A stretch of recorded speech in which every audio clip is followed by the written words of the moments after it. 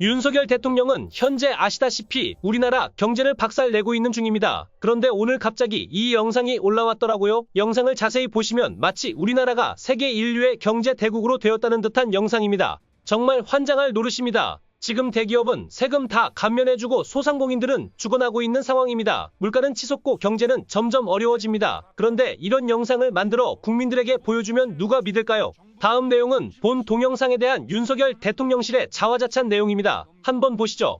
취임과 동시에 과감하게 우리 경제의 체질 개선을 추진해온 윤석열 대통령.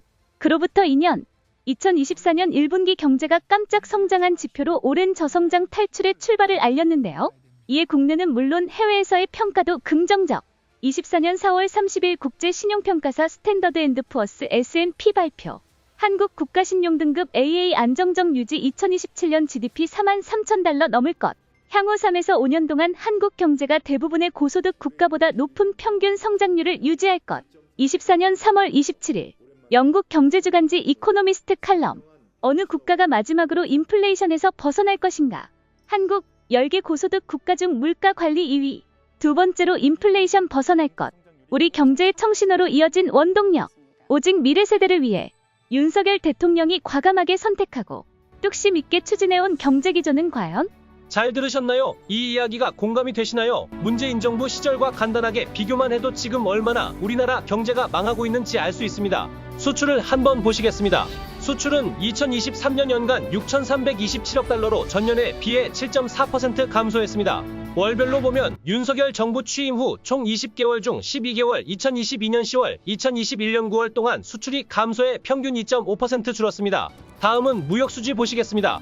윤석열 정부의 수출 약세는 그대로 국제수지 악화로 이어졌습니다. 20개월 누적 492억 달러의 무역수지 적자를 기록했습니다.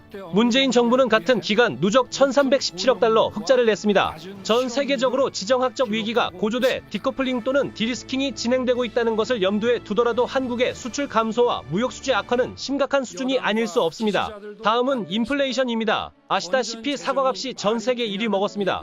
우크라이나 전쟁 이후 전 세계적으로 인플레이션이 치솟은 만큼 현재의 높은 인플레이션을 윤석열 정부의 책임으로 돌리는 것은 적절하지 않을 수 있습니다. 하지만 인플레이션은 그 자체로 소비자들이 직접 체감하는 지표이니만큼 정치적 중요성은 매우 높은 터라 주목해야 하는 지표입니다. 이제까지 살펴본 핵심 경제 지표에 있어서 윤석열 정부는 경제 분야에서 매우 저조한 모습을 보이고 있다는 것을 알 수 있습니다. 특히 경제성장률, 무역, 실질임금은 충격적이라고 표현해도 과하지 않다고 나는 생각한다. 게다가 보수는 과거 문재인 정부에 대해서 아마추어 좌파가 경제를 다 망친다고 험한 비판을 퍼붓고 자신들이 집권하면 마치 경제가 헐헐 날아갈 것처럼 자신했던 것을 생각해보면 현재의 모습은 매우 역설적이기도 합니다. 이번 영상을 통해 우리는 또 한 번 윤석열 대통령에게 실망을 감추지 못할 것 같습니다. 이상 쇼뉴스 박 기자였습니다.